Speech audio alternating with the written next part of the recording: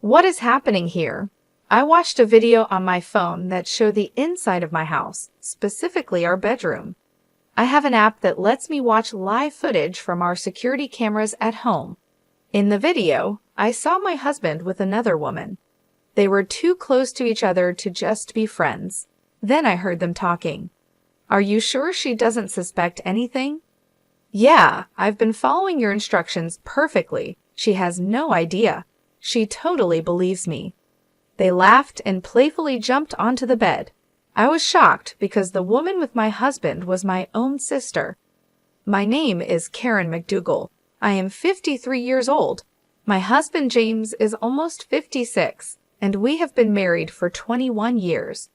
We don't have children, and it has always been just us two. We had a comfortable life until about 12 years ago when James was diagnosed with early onset dementia. His condition worsened over time. He began forgetting important meetings, how to do his job, and where he placed things. He even had trouble dressing himself and would often bump into things. Once, he left a kettle on the stove, nearly causing a fire. So James and I sought advice from my sister, Nicole, who runs a care home. She recommended a hospital where James was diagnosed. He had to retire, and now a caregiver from Nicole's facility visits our home twice a week. These days, I am the main earner in our family, working hard every day. One day when Miss Tom, our regular caregiver, visited, Nicole came with her. She said, "How's James doing? He's your husband, and I'm worried too." Since we started using Nicole's facility, she often stops by to check on us. I left for work knowing James was in good hands. My sister Nicole has looked after him like a brother ever since we got married. She always wanted a big brother when we were kids. She was very upset when James was diagnosed with dementia. Although she's busy, she often checks on us, which I really appreciate. Thanks to Nicole and Ms. Tom, I can work peacefully knowing James is safe at home. Without my job, we'd struggle financially, so I'm very grateful to them. However, they can't help on weekends, so I take care of James alone then. I work during the week and care for James on weekends, leaving me no time for myself. I hadn't realized how tired I was, but a nurse at the hospital, who I've known for nearly 12 years, noticed. "Mrs. McDougal, it's tough caring for your husband. You need some time to rest," she told me. I know I can ask Nicole and Ms. Tom for emergency help, but I don't want to trouble them more. By the way, there's a new nurse here from a specialized dementia hospital in Kansas City. She might help you. Look, there she is. I looked where the nurse was pointing, and to my surprise, it was Judy, my best friend from college. We hugged and caught up happily. Judy, who played softball in college and still looked sharp with her neat, short haircut, exclaimed, "Karen, you haven't changed at all." "Neither have you, Judy. I'm so glad to see you," I replied. Judy had waited for her children to grow up, divorced, and moved back to her hometown. "Let me know when you're free for coffee," she suggested. Just then, James came out in his wheelchair after his tests. "This is my husband, James," I introduced him. "It feels like it's been forever since our wedding." "Yes, it has been a long time," I replied to Judy, my friend from college. As she bent down to look James in the eyes, he was sitting in his wheelchair. Judy paused, looking a bit unsure. "Oh, sorry, James. We met at your wedding, right?" she asked. James smiled at her and replied, "Is that so? I'm looking forward to your future care. Thank you in advance." Judy seemed to have a thoughtful look as she observed James. Noticing my confused expression, she stood up smiling. "I've taken care of many patients like your husband, so I might be able to offer some advice. I think I can help, so feel free to ask." "Yeah, I'll definitely rely on you. Thanks, Judy," I said. We said goodbye to each other after that. Over the next few months, I ran into Judy a few times, like when I went to pick up James's medicine or when his health got worse. Each time, Judy looked at me with concern, but I pretended not to notice and just shrugged it off. A few months after reuniting with Judy, James and I went to the hospital together. As James was called in for his checkup, I heard someone call, "Karen." It was Judy, looking serious. "Is something wrong?" I asked. "Your husband James just went in for his examination. Do you have a moment?" Judy asked. "Sure, I guess," I replied. Judy led me to a counseling room. "Karen, how is it taking care of James? Are you managing okay?" she inquired. "Thanks for asking," I said. I shared with Judy about James's recent health and how the constant caregiving was wearing me down. Judy listened intently, seeming concerned about my well-being. But then she started to say something surprising. "Actually, Karen?" What she said next was hard to believe. About a week before we met again, Judy told me she was shopping in town when she saw Nickel with a man she recognized. Nickel introduced him as her boyfriend. Later, at the hospital, I realized the man was James, my husband. It was all very confusing. "Judy, that explains the strange look you had when we met," I said. Judy had seen Nickel and James together in town just a week before our meeting. However, James didn't seem to notice Judy. Back then, I looked different. I had long hair and wore glasses, which might be why he didn't recognize me. Judy also mentioned something else that bothered her. She felt James's behavior at the hospital didn't seem right for someone with dementia. He acted just like someone she had seen at her old job who was faking dementia. The man she saw in town walked confidently and responded clearly, looking perfectly healthy. "Could you have mistaken someone else for him?" I asked. "I don't think so," Judy replied. "You know how James has those distinctive moles under his right eye? The man with Nickel had them too. It's quite a unique feature." Judy realized she might have spoken inappropriately about my husband and apologized. But it was true, James does have those moles, and it's rare for someone else to have the same ones in the same place. Could James have been pretending to have dementia for 12 years and be having an affair with Nickel? The story was hard to believe, but Judy isn't known to lie. "I don't think this hospital is very good," Judy admitted. "The doctors aren't great, and I've heard some bad rumors. It seems odd that they have so many patients. I think you should get James properly checked to see if he really has dementia," she suggested seriously. After hearing what Judy said, I went to a large store and bought a home security camera. I placed it in hidden spots in the living room and bedroom to secretly record what was happening while I was at work. I set it up to connect to my smartphone and checked it during my breaks. Surprisingly, James acted differently than he did around me. He wasn't lost or confused about where things were. He seemed to be living normally. Also, when Miss Tom, the caregiver I had hired for James, came over, there was no sign of her actually taking care of him. Furthermore, I discovered that Nickel had been visiting my house frequently while I was away. The camera also captured their conversations clearly. "You're not getting caught pretending to have dementia, right, James?" "Yeah, because I'm doing just as Nickel suggests, pretending not to know the date or where things are as working perfectly, pretending not to write or go outside, and thinking it's day when it's actually night would be good too. Karen is a trusting person, so I don't think she'll suspect anything." "Is Miss Tom okay? Won't she spill the beans?" "Ah, she's fine. She's a single mom with a kid, so she needs the money. I've been giving her a bit more salary, and she's been keeping quiet." After laughing together, they would flirt and head to the bedroom. I was speechless when I saw the footage.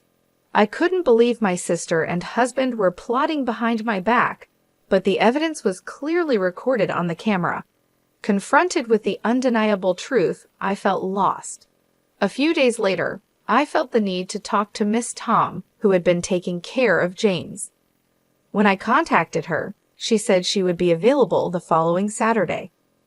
I went to her apartment and showed her the footage. She looked defeated, cried, and apologized to me.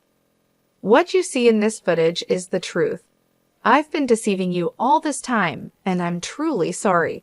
I don't have a license, and I was struggling to find another job. I had no choice but to follow what Nickel said because she offered me a good deal," she confessed. She explained that she was a single mother needing money, but she felt guilty for helping deceive me. Her guilt helped me get her statement. She also gave me copies of receipts, daily reports, and her diary from that time. No matter how much I needed the money, what I did was wrong. I am really, really sorry, she kept saying. Besides the evidence and testimony from Ms. Tom, I gathered more proof by talking to a few people involved and then spoke with my lawyer. I decided it was time to confront James and Nicole. I pretended to go to work like usual, waited near my house, and went back when Nicole arrived, and they were likely together. I caught them off guard, and they panicked. I know everything now, James, I said coldly. He quickly started confessing. It wasn't my idea. Nicole seduced me. She suggested we pretend I had dementia so you would support us. We could meet while you were at work. Even Ms. Tom was hired by Nicole as an alibi. Nicole got angry and shouted James was fully involved in the plan, and now he's trying to escape blame. That's cowardly. Shut up. You were the one pushing this idea. As they argued, my heart turned cold watching them blame each other. I had reached my limit with the antics of Nicole and James. Exasperated, I commanded, "That's enough. Both of you, get out." I didn't just speak. I acted, tossing them out of the living room window along with their clothes and Nicole's purse, which were scattered all over the floor. Then, I slammed the window shut. They continued to bang on the glass, pleading for a chance to explain, but I was done listening. I drew the curtains to shut them out completely. Their persistent banging prompted me to send a stern message via WhatsApp. Be quiet, or I'll call the police. Leave now. That silenced them. Over the next few days, they repeatedly came to my house and bombarded me with messages on WhatsApp, which was incredibly irritating. To escape the constant reminders of their betrayal, I decided to sell the house. Fortunately, I had the foresight to transfer the property into my name after James was diagnosed with dementia. Given his condition and retirement, he was no longer in a position to manage our finances, including the mortgage. This precaution proved wise, as I was able to sell the house for a good price and purchase an apartment with the funds I had discreetly saved over the years. Although I hadn't anticipated such a drastic turn of events, I was relieved that my past decisions had prepared me well. Consequently, I filed for divorce from James and pursued a division of our assets. It didn't matter whether he was financially capable of settling claims or not. This action was more about sending a clear message that what they had done to me was unforgivable and unforgettable. Post-divorce, I learned through the grapevine that James had remarried and was now living with Nicole in what used to be her house. However, their situation seemed far from ideal. It appeared that the initial thrill of their affair had worn off after marriage. Living together in the harsh light of day, they had to face the reality of their relationship, accept each other's flaws, and occasionally turn a blind eye to their irritations. I imagine this proved challenging for them, considering they had stepped into marriage in the aftermath of deceit. If they ever considered separation, it would not be straightforward. With both of their parents gone, and the house where James and I had lived already sold, James had no old home to return to. They had no other family to fall back on, leaving them to navigate their complex relationship alone. As for me, I couldn't care less about their difficulties. They had made their bed, and now they had to lie in it. After Miss Tom came forward with her revelations, the repercussions were swift and severe. Nicole's care facility had its license revoked and was subsequently shut down. It turned out that the facility was financially unstable. It hadn't been making enough profit to cover the loans taken out from the bank at its inception. Now, Nicole is burdened with a significant amount of debt.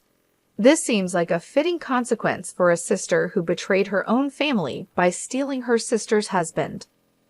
The doctor who issued the fake diagnosis for James also faced serious consequences following the exposure of his malpractice.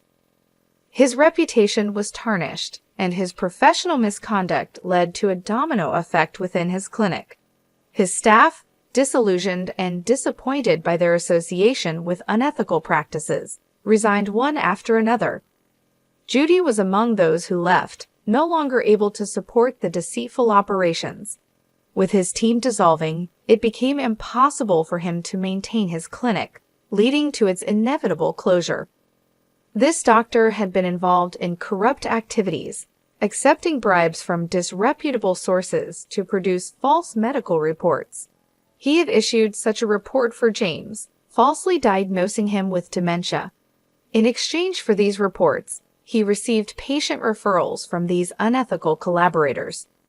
This explained the influx of patients at his clinic despite his lack of skill and poor reputation. The revelation of these deceitful practices was a shocking discovery for me. It highlighted just how egregious some medical professionals could be, exploiting their authority and the trust placed in them for personal gain. However, this situation also forced me to confront a painful truth about myself.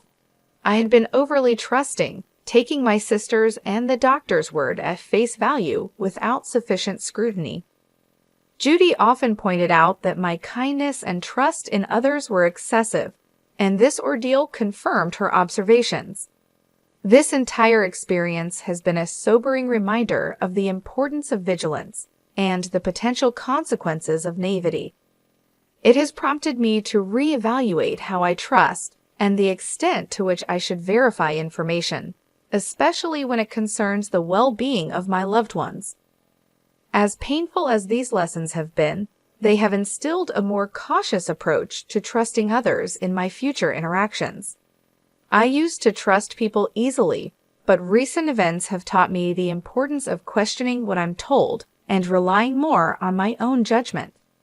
It's a difficult shift, considering my natural inclination to see the best in others, but it's become clear that being too trusting can lead to serious consequences. While I navigate these changes in how I approach relationships and information, it's reassuring to see familiar faces settling into new beginnings. Judy, a friend whose judgment and integrity I've always respected, has successfully transitioned to a new job at a large general hospital in a nearby town. Her extensive experience, especially her previous role in a prestigious Kansas City hospital, was highly valued, leading to quick acceptance and trust from her new colleagues. She's thriving in an environment that appreciates her skills and dedication, which brings me a great deal of joy knowing that she's finding fulfillment in her work. In a lovely turn of events, on Judy's recommendation, Ms. Tom, who was entangled in the recent turmoil but showed remorse for her actions, has found a position at the same hospital, working in the cafeteria. It's a fresh start for her, an opportunity to rebuild her life in a less pressured role, away from the complexities of direct patient care. This chance at a new beginning in a supportive environment might just be what she needs to move forward. One of the brighter moments during these times has been the arrival of a new companion, a male miniature Dachshund puppy whom I brought home about a month ago. His joyful demeanor and playful antics are a constant source of comfort and delight after long, tiring days. Judy's affection for him is evident. Her eyes sparkle with joy every time she sees him frolicking with his favorite ball. While she insists that her frequent visits are purely to indulge in his cuteness, I know there's more to it. Judy is considerate and caring, often using her love for the puppy as an excuse to check on me, ensuring I'm not just coping but thriving despite the challenges I've faced. These visits from Judy have become a cherished part of my routine. They remind me that life can still hold simple joys and genuine connections, even after profound loss. The laughter we share, the quiet moments spent in companionable silence, and the comfort of having someone who understands and supports me unconditionally are invaluable. It has led me to reflect on the unexpected paths life takes us on, and how sometimes the outcome isn't as bleak as it initially seems. Losing my husband in the way I did was devastating, and the betrayal cut deep. However, finding solace in my friendship with Judy and the unconditional love of my new puppy has given me a renewed sense of purpose and happiness. It's in these small, everyday moments with them that I find strength and recovery. As I adjust to this new phase of life, the idea of living a single life, enjoying the company of my dear friend, and my delightful puppy doesn't just seem bearable, it feels genuinely fulfilling. Perhaps this is what contentment looks like for me now. Simpler, quieter, but no less rich in love and companionship.